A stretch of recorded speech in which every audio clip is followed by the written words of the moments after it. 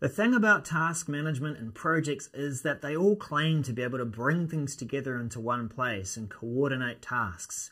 But it's not that simple. That's why we all keep going back to spreadsheets and passing them around. So we're going to open the loop on task management and take a look at a good example here of how we could use Microsoft Loop and a new capability that we can now bring Planner and Planner boards into a Loop project. I'll run you through my setup. We've got a Microsoft team and a project which is all about onboarding, employee onboarding. I know it's a common scenario, but it's a beautiful one to talk about because we've all got to get it right. So we have our team. Microsoft team is still being used for where we're storing our documents, still where we're going to be having our conversations. Here's the conversation here. We're kicking off the project soon. We need to be able to bring everyone together on the same page. So I've linked to the page as a nice, conscientious meeting organizer, and I've made that easier for people to find in the team. We'll review the brief together. We'll talk through some of the details. See you on Thursday. And the Planner board, which we're going to use, is empty, right? Nothing in there yet, because we're going to be pulling those tasks together in the meeting. So that is the Planner board. That is the team where we're having the conversations. Good to see that that's how we still use the tools that we know and love, but we're doing something a bit better than just going to channels, going to files, and going to the plan. We're going to bring it all together into a Loop workspace. So I have my demo workspace. You've probably seen it before. It's the old Project Radia. And just as a run through here, I have created a page called the Project Kickoff page. This is the one that I'm referring to in the meeting invite and the discussions. And for the rest of the project workspace, I've got the project brief, I've got places to take meeting notes, I've got the various different deliverables, the pages that we're going to use eventually to coordinate around on a task. Where does Planner fit into this? Well, check this out. If we go down to the page, we've got our brief, we've got a table of the people, and here is an empty Planner board that we saw earlier. And it was put into the page by simply copying the link. Now, it's important to show the relationship here between the Planner board and the Loop workspace. They are two different places where people are gathered together. And today, they're not the same Microsoft group, for example. The team is, and it gives you access to the team, the plan, the files, but the workspace is a separate place at the moment. And so we have got our Planner board, we've got our people within the team, and I've made sure that the members of the workspace are the same people. This is important because when we take a link to a Planner board, to be able to access that, it is quite a separate set of permissions. So there it is. There's our board. In fact, how does this work? We'll go back to our board and we'll actually just add it again. So we're in the board. We'll go to the three dots and choose Copy Link to Plan. You could copy the address from the address bar as well. We'll go back down to a Project Kickoff. We'll scoot on down to a spare place in the page, and we'll just paste that link. So immediately it embeds that Planner board right there. It's got your buckets. It's got the task that's ready to go. Let's just delete that and get on up to what we were using earlier. Whoop. In fact, there it is. Somehow it jumped up to the top of the page. All right, so back up to our Planner board. It is a component or a block on the page. We call them blocks when they're on the page. It's a component when we select it and choose to share it. And that is something that we can do later as well. So we've got our Planner board, we've got people together. Maybe we're in the meeting now and we've all got the workspace open as we're working in the team. And some of us might be together in person around a table in a meeting room. So we've got some tasks. What can we do? Of course, we can add some tasks. I've got a list of tasks down here that I'm just going to quickly type in to give us an idea. So we've got discovery tasks like current state, discovery. Yep, oh, that'll do. And then we've got prototyping over here in tech. Okay, and then maybe we've got some change management tasks as well. So this will be things like the stakeholder briefing. Right, so you're getting the sense that it is very snappy. It's as if we were using Planner on the page in the Planner app or even within Microsoft Teams. What else can we do here? Well, I can drag tasks around on the board. Cool. I can expand the task. So this is looking very much like the full card that we might use within Planner. Let's assign this current state discovery to Matt. Yep. Let's add labels. So we could do that. We could give this a priority task. So you can use labels like you normally would. We haven't started it yet. We can actually give it a priority. So this is just medium priority, for example. Give it a start date. So go ahead, maybe a month or so. Usual stuff that we can do within Planner. Down here, we've got notes. So you could give more of a description about what this task is about. This was, what was this task again? Current state discovery. So I want you to do walkthroughs with tech and discover the current setup. Okay, checklists, those are all there too. So schedule meeting and make notes, upload recordings, all those sorts of things. Subtasks, attachments. Look, this is still Planner stuff, isn't it? You can do the usual stuff here. You can upload a file from your computer. You can attach a team file. So let's see what happens here. Because this plan is based in the Microsoft Team I showed you earlier, it is actually showing me the channels and folders that are available in Microsoft Team. And so I can go in here and attach, let's say, the new hire walkthrough. Save. Alright, it's a link. It's attached to the card. Fantastic. Let's just show that on the card too, so it's a bit more exciting to look at. Comments, yeah, all those sorts of things. You know, the disconnect here, and I've always felt this with Planner, is that comments, wouldn't it be great if it was more of a unified experience and we saw the comments all in one place, maybe as a Teams conversation or something like that. But anyway, another story. So that is our typical card. And we can complete that and mark it as complete as we need to. Underneath the card, we can copy it, move it around. So if there's a few things that are going to be like this, we're doing all the usual things that we might do within Planner. Now, something else that I probably should have done a bit earlier is maybe we need a bit more space here to focus on just that page. So we've clicked the sidebar and just collapse that so that now the workspace is just focused on this one page, and it gives us a bit more room. Yeah, look, the Planner it's buckets, and it looks like it can display 3.5 and that I can, you know, scan across here and show the content of the Planner board. What else can we do? Well, I could open up and trigger the Microsoft Team that is. Let's just do that. Open that in the web instead, and of course it's going to take us through to the team where this plan is. So we had that open earlier. And here it comes. Here it comes. Any moment now. There it is. So this is the plan from the team, and it's actually opened up to the Planner board list thing from there. Maybe we could just change it to the board view so it's the same. Good.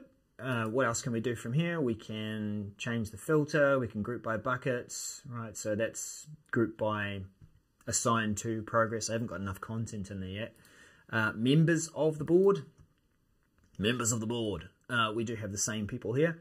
And this is actually something that if you did invite someone to the Planner, or rather to the workspace, but they're not a member of the Planner board yet, then you probably could still add, you know, let's say Daniel Glenn, right? Daniel Glenn to the team, or rather to access the board. and also add him to the workspace. Right, so this is just adding a new person to the team. You're going to have to do the same thing in 2 places at the moment. He is hoping that this experience will be a bit easier in the future, but we've got 2. Right, so now we've added Daniel to the team. He's in the Microsoft team now. He's access to the board, and he can access the workspace as well. Let's just confirm that he is a member of the Microsoft team. I believe we've done that at the same time. So manage team, we've got members, and Daniel has been added. So we're doing a lot of things directly from Microsoft Loop without being in the team, within the planner board, within the this, within the that. Top of the right hand corner, we've got plan settings. So this is where it relates back to the plan and how it is within the team. So there's the group and the group of people. We don't really want to change any of their settings in here because this actually matches up with the Microsoft Teams settings. Whether or not we want to get notifications for different tasks and the way that the plan operates. But you get the idea, right? It's all here, it's embedded, and it's within this kickoff page that we would be using to coordinate the start of a project. I guess we could add Daniel now as a person here. Let's add Daniel. Yes. And he would be part of the tech team because my buddy old Daniel knows what he's doing. Let's make him a senior M365 consultant. You're promoted, Daniel. There you go. What else have we got? Well, other things that are on this page. What I'm trying to show you here is that, sure, we could put Planner into a page, and the question would be, yeah, so what? Why don't we just go through to Planner, or why don't we just use Planner within the team? But by bringing everything together on one page, and this is just a simple example, you don't have to go to all these different places to find the documents, to find the plan, to check out the statement of work, or those sorts of things. So we've got related documents. We've even got a video recording here that has been saved into Microsoft Stream, and it has been embedded as well into the page. So people might be able to review a meeting or review a related video to get up to speed with the project. So that is pretty impressive. Now, there are some things that as admins or other considerations that you might need to think about. Where are we here? Yep, there we go. So view and edit planner plans. The ability to use this block can be disabled. So if you want to turn that capability off, you know, it's the usual story. Great, here's this cool new functionality, but I'm going to turn it off. And sometimes we need to do that just to evaluate it. You can do this from your cloud policies, going to config.office.com rather, and then you can find a policy there for turning off Planner. It is called View and Edit Planner Plans with the Planner Loop component. What a name for a policy. So this might be something that you're considering to lower or reduce the amount of planner sprawl, perhaps. You've seen that the plan respects the permissions of the plan. So if I had not added Daniel to the plan, but I'd added him to the workspace, then he wouldn't be able to see the plan embedded in the page. That's important to know too, as someone facilitating or coordinating the workspace, to always think about who has access to the content that is being put into the page. So those are 2 separate lists of permissions. What else? There was a consideration here that limited to the board view. Right, so if we come back down to our planner board, we don't have any other options to view this plan. We don't see a list. We don't see the resource view where you can see how many people are allocated to how many tasks. It's limited to that at the moment. So that's all cool. But I think I'm impressed with this. Like, in terms of a component or block that brings something in together, it is very close to the actual experience. What can we do now from here? after this meeting that we've had where we've planned things and we've added tasks to the plan, you know, maybe we can share just the plan as a follow-up, or share the plan somewhere else in another experience that supports Loop. So we've got two options. We could share the whole page. We could go up to the top here and say copy as a Loop component. That would do the whole page. Or we can just turn this part of the component, here it is here, copy component, and we could go into a Teams chat, for example, and maybe share that directly with Laura and paste that in here. All right, so that should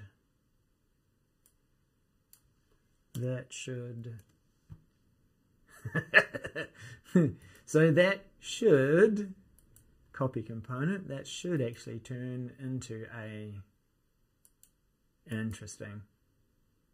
So maybe you're going to find some of these inconsistencies, but the design here is that you'd copy this, you'd paste it over into a message or an email, and it would be embedded there because that's what a Loop component is.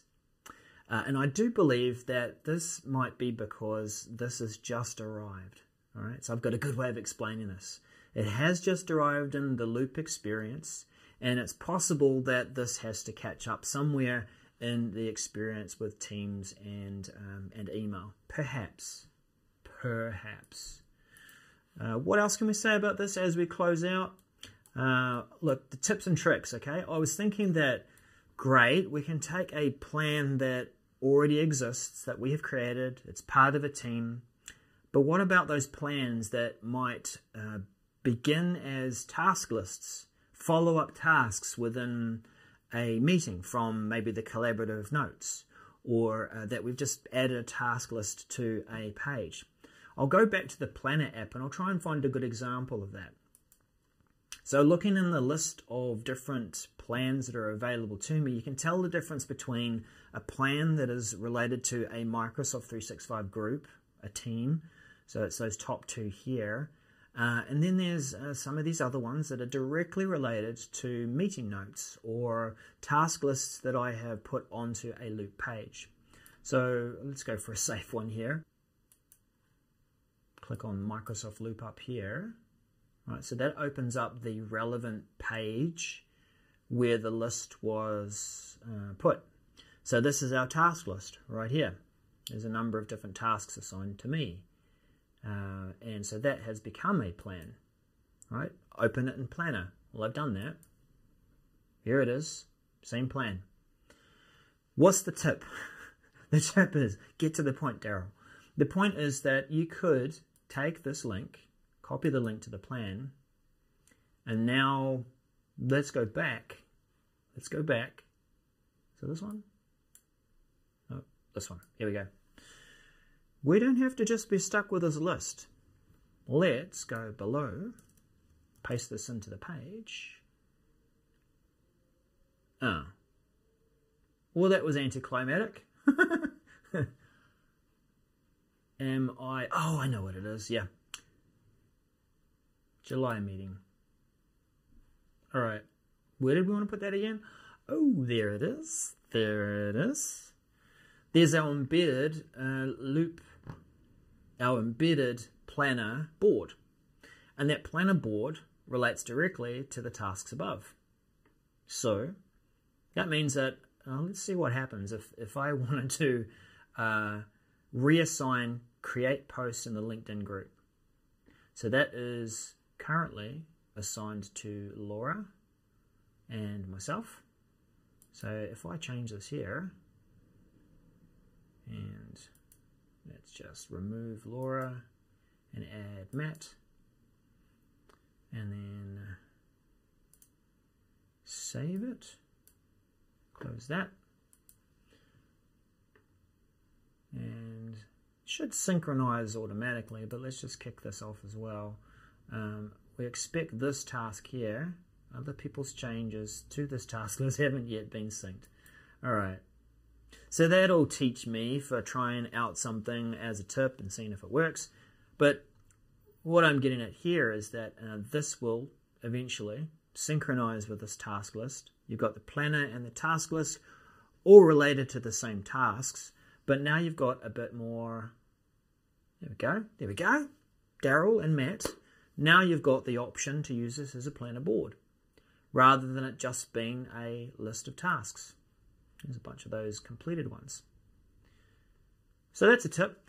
The caution with this is that if you're going to use this task list and then embed your planner here, what I have discovered is don't delete the task list in this page because that is directly linked to the planner board. And if you delete the task list from here, then the planner board will also be gone. That was a long-winded tip, but there are some other possibilities, right? You can see the possibility of taking a loop component of the planner, sharing it in different places. If we go back to the project radio, for example, there we go. And then maybe share that into another meeting, share it into collaborative notes somewhere else. The ability to embed this stuff is really one of the strengths of Microsoft Loop, is being able to port some of these things into the places that we work. Could be a whiteboard, could be a Word document, and there will be more applications that are going to support this experience in the future. So that's about it. I think I've got a bit of editing to do. I don't know how this came out. Hopefully I've chopped it together so it's not as long as it feels. But was that informative? If you found this informative and you do want to hear more about Microsoft 365, Loop, other things within your modern workplace, then you know where to find me and you know what to do. Follow the channel, subscribe to the channel, ring the bell. We'll see you again soon. Bye for now.